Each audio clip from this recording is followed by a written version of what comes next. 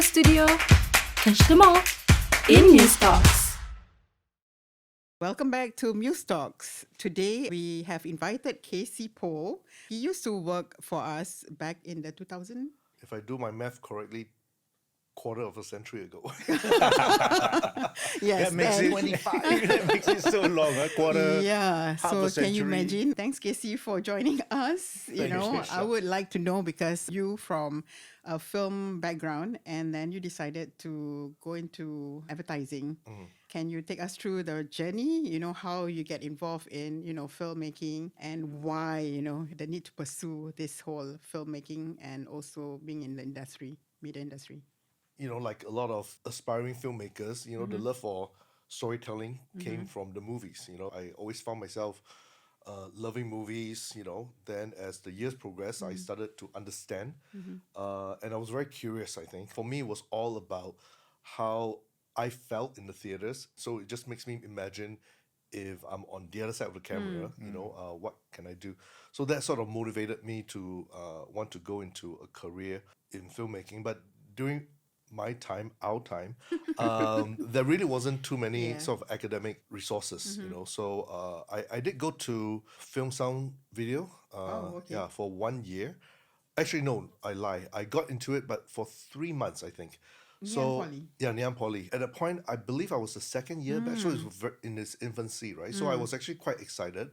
But at the same time, I would cover my bases and I would apply to film school. Got a lot of rejection, but finally got accepted into USC in Los Angeles. So how's the campus life like there, especially, film school in Los Angeles? Yeah, like, Is it like so what we always star-studded, like, imagine? we Yeah, see celebrities all around. Well, it depends on what your imagination is, right? My take is the Hollywood Boulevard itself is It's just a drama, on its own life.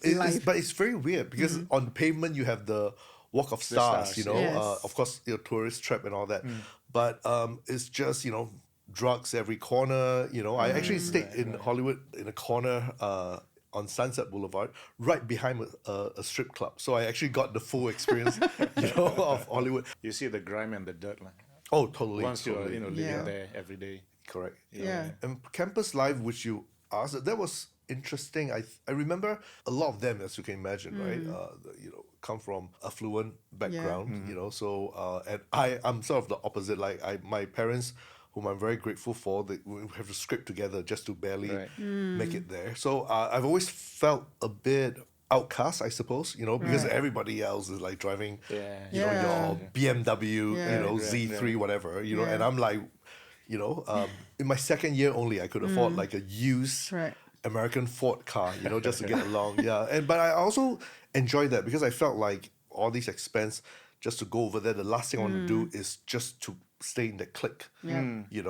Especially with folks that not necessarily share the same passions or goals in life. So I found myself sort of drifting, and I joined the fraternity, just to get the American experience. So I've always, thankfully, had a unique experience of. So you were all campus. alone, right, when you were in LA? Yes. I was. As in my family were here in Singapore. So Help you to grow as a person, I suppose. I guess, like in life, friends. Friends along the way, you make, and you don't always need to be similar. One of my best mates then was a Manchester United fan. Opposite. Don't understand, but we were. Is there anything wrong with that?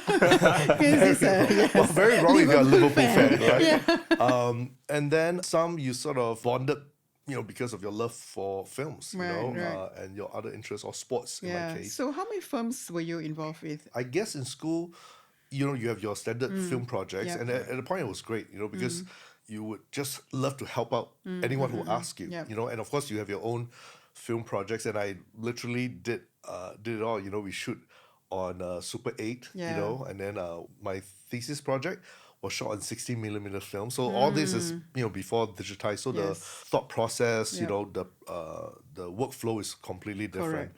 After graduation, I predominantly worked in the film festival circuit. That's how I was, in the process of getting green card, working on my work permit. But any chance I have, like independent short films, I would go peer, on the shoot just to be around that not just the energy, but like you try to steal and you try to learn Yeah. from what you observe. So I can't keep count, but quite a few. Do you But miss it? do I miss it?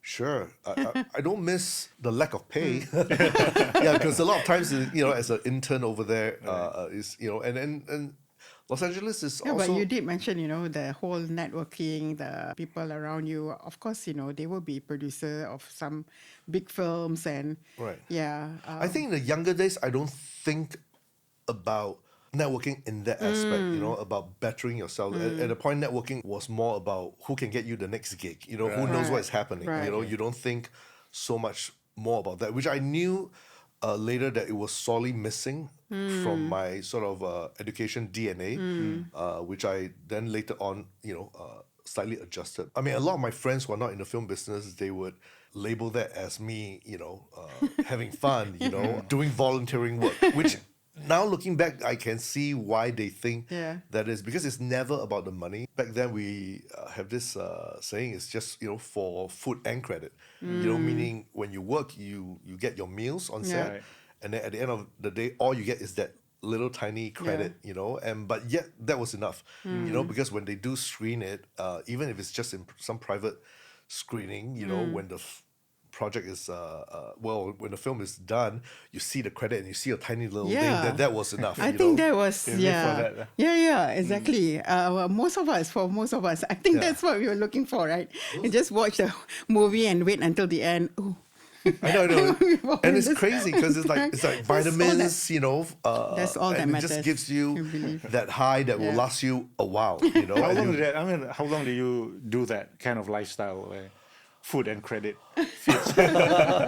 for about a year, I did editing work, PA work, just anything I can get my hands on. So until I got to know the director of the Outfest Film Festival, who then basically sponsored my application for the work permit. Oh, right. So that's when I became, I think my title was production coordinator. Okay. But you literally did everything, Yeah. because it's not just the year-round work of prepping for Yeah. those 2 weeks of festival, but I also got involved in the programming, and you see a lot of projects, you see a lot of films that really shouldn't be made, but you still applaud. But it sort of helps you develop your own taste, Right. which is quite important, I think, in storytelling as well. Yeah. So why didn't you pursue? Because you came back and then you joined Everything. Well, advertising. You are very passionate about Yeah. film. I can feel. well, that I probably am. You got tired of free food and credit. Probably, well, never. Never.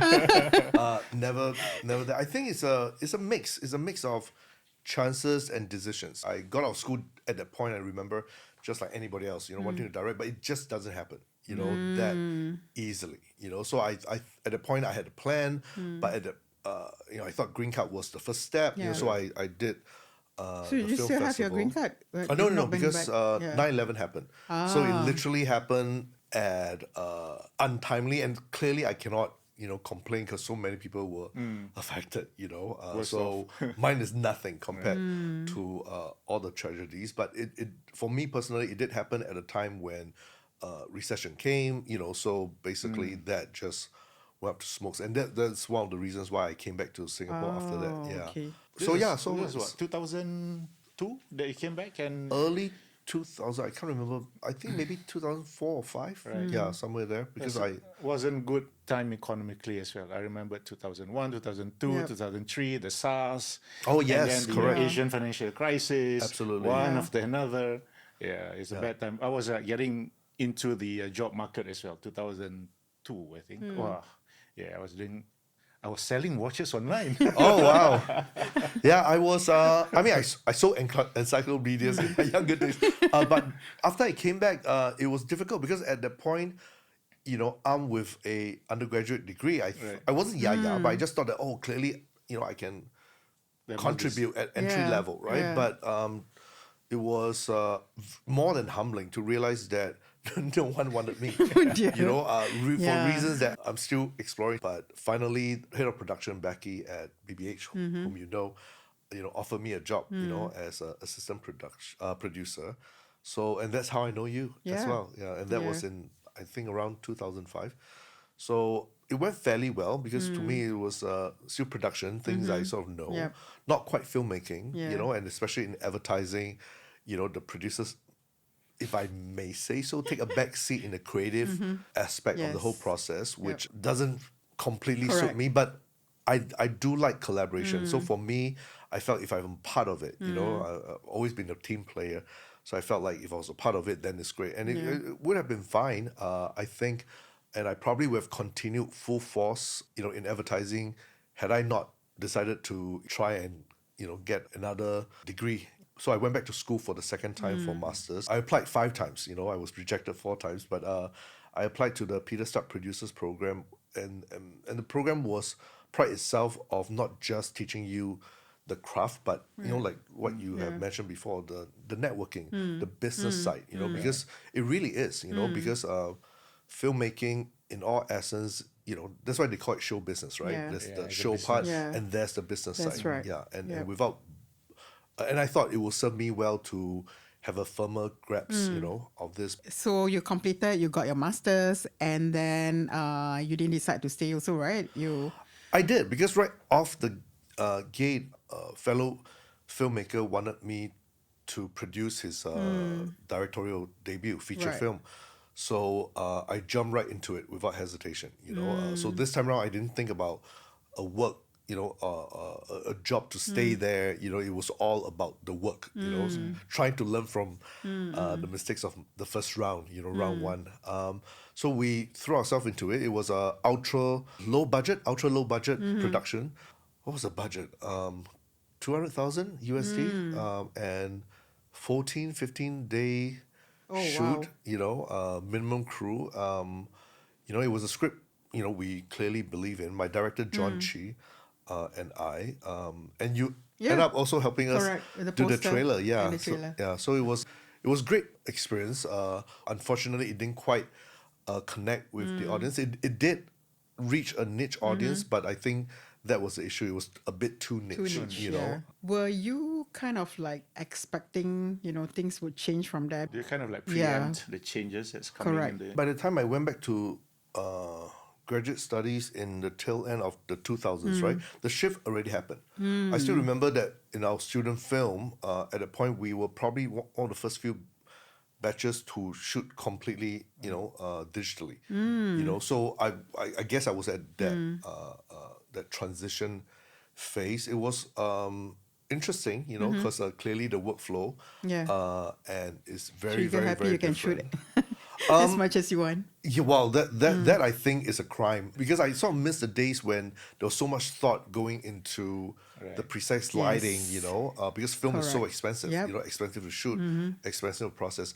Now, if it's not careful and if you know don't pay attention, that's exactly what it can do, which is multiple takes when there's really no need to, Yeah. you know, because that also exhausts actors sometimes. Correct. And also, of course, now, you know, the post is so advanced Yeah. that, you know, you can shoot it with, you know, if you shoot it on a decent camera, you know, which is very forgiving, you can light up Yeah. that thing so Yeah. differently Yeah. in post, right? Yep, correct. So there are plus and cons, but I think the biggest shift is that after digitalization, and definitely in recent years, it's so accessible. Yeah. And it's probably an ugly word, but common. Yeah. So I think the craft or the expertise of, you know, filmmaking, if you may, clearly we're not Yeah. shooting on film, but we Yeah. still label that, has sort of Lose the whole.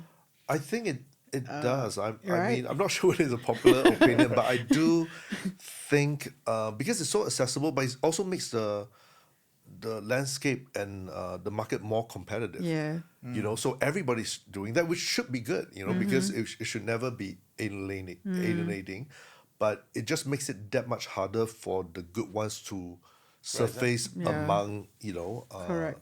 that much noise. Really. But as producers of art, you know, you're on the other side. What is the irk thing? Like, ew, all these things coming in, barriers of entry is so much easier. Every Tom, Dick, and Harry is shooting a video. I think it's inevitable to, you know, as you say, you know, have those irk moments, right? But for me, I realized as a producer, you know, to stay relevant, I almost have to suppress those moments. I mean, it's just, inevitable, right? Those will be my gut reactions. But I think if we don't sort of keep up with the trends, if we don't keep learning, there's no hiding from this. We will be eliminated, we'll be considered as not relevant, Yeah. Does technology, it's a bit cheap, a bit philosophical. Does technology kill the art or the process, do you think? Because it is so simple to get things done, so simple to get information. If you don't like the lighting, post-work, just dim it down. Like you said, in digital, there's not much, I wouldn't say not much, but they can just, we shoot. You don't like, we shoot another one. You don't like it, we shoot another one. There's not that much care and thought process before we actually, action. I think it's inevitable because, we live in a world where you cannot, escape jumping onto the bandwagon. Right. So I think it's about how to coexist, how to maximize value, and how to still have the integrity. The smart ones, which I may not necessarily be one of them, are the ones who know how to use the technology to improve the art, and it's very different. You can never compare, to the older piece of work, because it's always apple and oranges, a comparison. I think it's about how to retain, the good and what was great, from our past, those integrity, those admirable traits, right? And to still apply to today's ever, changing technology. I think it can be done. I think it boils down to the intent. Because if you don't strive for that, it's not part of your consideration, then you'll be common. You'll be just doing it, and getting by, But the ones who, I think the artists or, the creative minds will always be tortured, We will still be the ones who are like trying to figure out how to still do good stuff, So do great AI won't stuff. be a threat at all? Oh, I wouldn't say that. I think it's very interesting, and I think I do not know enough, but it's very interesting to observe, some of the directors I admire, some of the creative I admire, they are fully embracing AI, which to me was always like, isn't that a death sentence to all of you, Because they will learn their, correct. But craft. again, AI is also in its infancy. It's showing its legs now. It's showing its deficiencies. So it's about whether you want to, jump onto that. And does it limit creativity? Sometimes I think, but I think if you tap into the potential, it might actually do things that we can't imagine. Right. I mean, if it's used just to make it easy, make it lazy for you, then you can't, because time is money, and there's nothing wrong with people using AI, but I do feel like perhaps AI does miss that human touch, the human element, which to me, when it comes to storytelling, that's it. Who can tell the your key. story better, right? If Correct. not And I for think you that's yourself. the difference, Yeah. and I think maybe AI will get there someday. I don't know what damage it will do before it gets there, but I think you also can't sit on the sideline and just criticize it because, it has life, Correct. and I think enough people are behind it. Yeah. So I think it's about figuring it out just so that we don't get left behind, but Yeah. also, don't take the easy way out. Yeah. Try to see how else to make use of AI or any new technology and to still do great stuff. Do great work. I hope. Yeah. Yeah. That's very wise. I'm at a stage where, right now, I'm venturing back into the filmmaking. Congratulations. Side. Oh, thank you. Yeah, after what, more than 2 decades? Has it been that long? No, 9 years of advertising, 9 like years. fully No, entrenched. in Yeah. like filmmaking, right? Oh, That's- filmmaking. Yeah. My independent film was launched in 2014. Yeah, 10 years ago. 10 years, decade. 10 years ago. So, yeah, happy 10-year anniversary. It's about time. Yeah, I mean, to be honest, the last 9 years, I kept thinking I can do both. I can still get paid, decent by working in advertising, but still develop. But I either don't have the skill set or it's been really hectic. I I guess is my flaw. I'm built to not be able to multitask in that sense, because writing, developing is a very complete. Yeah. So I almost have to you need morph to be in myself your back zone. into. I have to be in my weird, artistic zone. Personally, if one day I ever have a chance, to produce or even direct, like horror would be great. Always love horror genre. Yay. Romantic comedy, which I think is Yeah, rom-com. I think we need one. we grew up in. I love rom-com. Why, Yeah, you have me too. something? Yes, exactly. I love Are we rom-com. like over the age of rom-coms? I love rom-coms. Rom-com can never go wrong, Seriously. It has to be happy ever after at the We end. need that, right? We need, even though I'm single, I still need to know love exists out there. Yes. Yeah, Correct. But yeah, so it'll be. Is it one of it'll them be gonna interesting. be How to Be a Millionaire? What before Grandma Grandma dies? Oh gosh. That Have you movie- watched it? Yes, I did. I honestly, at the moment, can't remember the last movie that the word of mouth was this strong. So almost unguided, but maybe curated. I have no idea. But it was almost like I was forced to watch it. Right. But it was very satisfying. It was a very satisfying movie experience for me. And I went with my two friends who were visiting from overseas. Right. Who do not know Thai movie, and they went in, with the subtitles and everything, and they got it. And I think that's what makes great film. Yeah. No matter what the language, because I think the universal theme of the Yes. story was so infectious. It was very well executed. A bit long, at first I thought, but then I realized, maybe that's just what you need, to make sure you develop the Follow characters through, fully yeah. in order to pay off. And boy, did they pay it off Wow.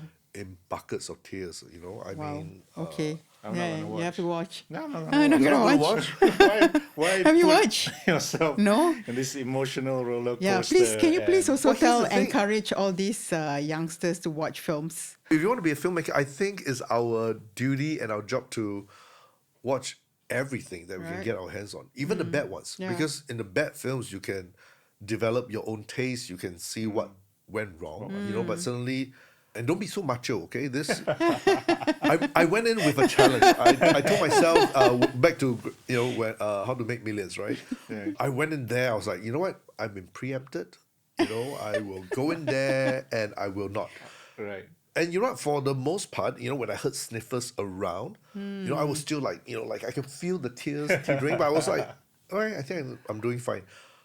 I mean, spoiler alert, but there comes that moment, okay? And that to me is classic, writing, when you have the plan and payoff, when it pays off so beautifully, something that has been so clearly, or subtly planted. Right. Yeah, I mean, that is so satisfying. So I think get over the whole crying. You don't have to cry, and you don't have to feel Yeah. bad if you don't Yeah. cry. No, I won't judge I know you. I'm gonna cry. Yeah. I know I'm gonna be sad. Yeah. I know I'm gonna be affected after I leave the cinema. Yeah. I don't want to go through that. I think I'm it's gonna good. die. It's good to go with your children so that they know it's not easy. Okay, you think you can get millions of after your grandma died. I think it's interesting. Hello, you need to put in a lot of effort. Okay. But not just that, right? I think I don't know the intent of the filmmakers. I haven't read in detail, but just the story, right? The crafting of the story, right?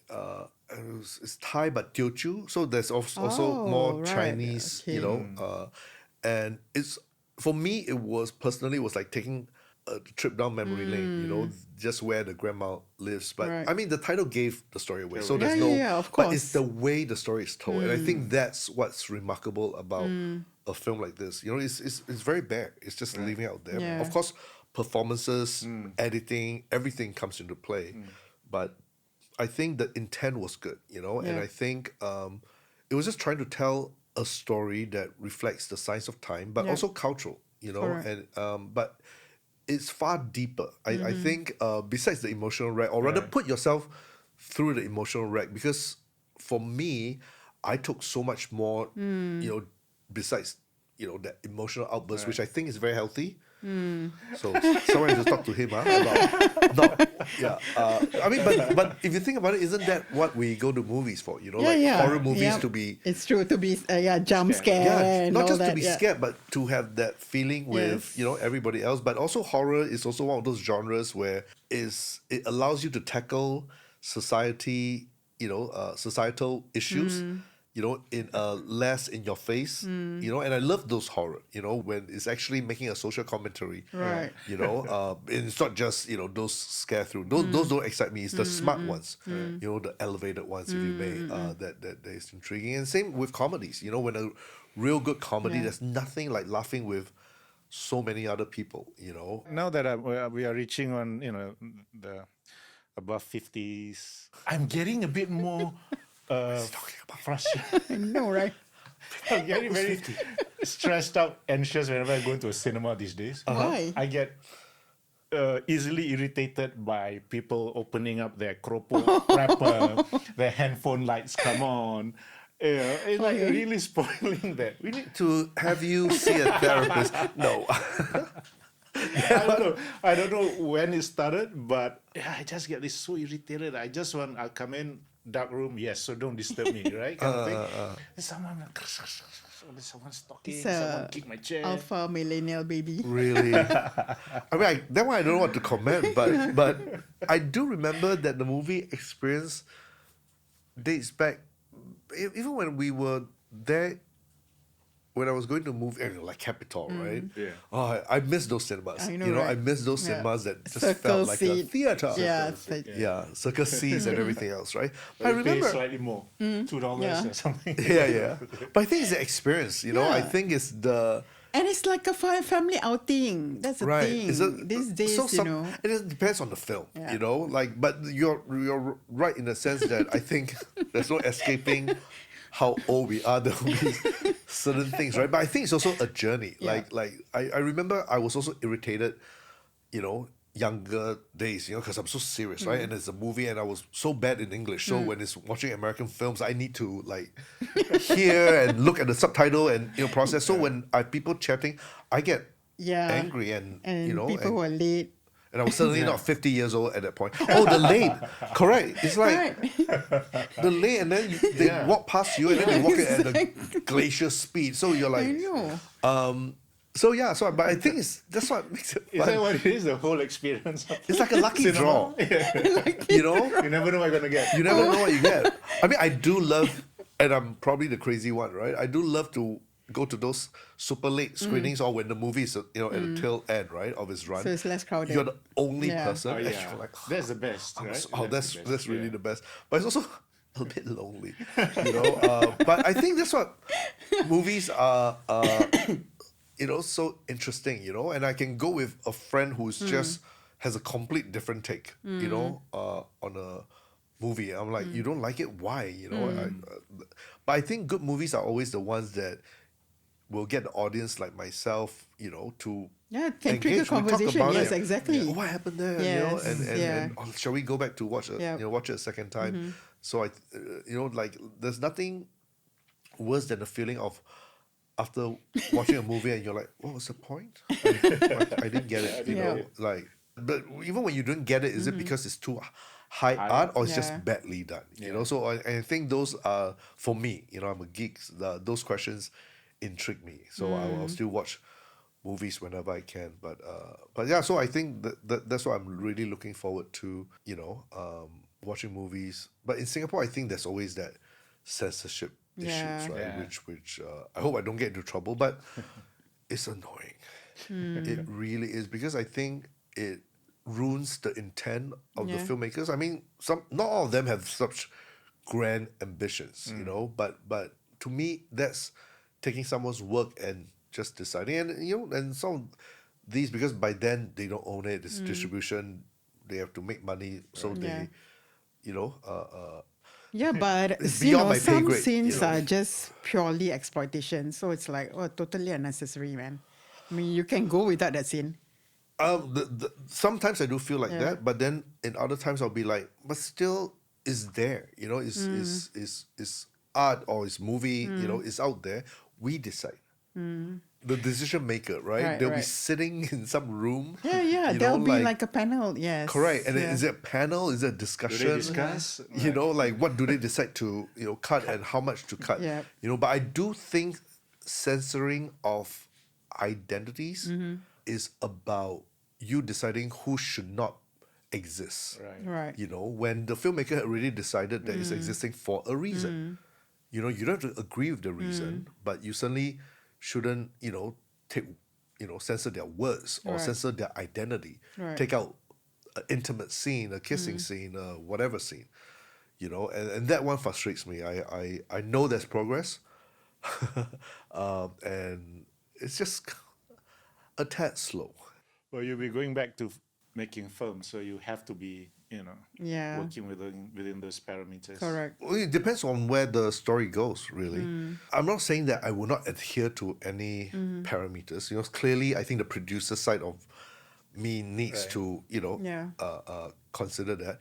But I think the story, I need to stay truthful to, you know, Story that you're creating. the story Yeah. that whoever the writer, the director, you know, is creating. And if one day I end up, you know, writing or direct, I should, you know, want to make sure that I honor the story and it goes in an authentic manner, or, you know, for whatever choice I'm, you know, make behind, you Right. know, those things. But I think that would be my issue with local filmmaking, which is we seem to be making films within the parameters, Right. right? Which is why I think a lot of the local films are not even regional in marketability, you know, is for the own people. There's nothing wrong, you know, but we can't really improve as a filmmaking industry, you know, if we don't make films like when How to Make Millions Like Yeah. Grandma. They went to, I wouldn't say dark places, but they explored, no spoiler alert, but they explored characters and intent, you know, of young people that may not be popular, you know. But imagine if they had say, oh, we don't want to piss off the Gen Z. We don't want to, Right. you know, because we have to pander to Yeah. the young audience. So let's not go there because it's not in the most positive light. The story would have been nothing. So we wish you all the best. Thank you. We look forward to all your films. Yeah, Let's in the start with the first one. yeah, let's start with Baby the first steps, one. baby steps, yeah. Baby steps.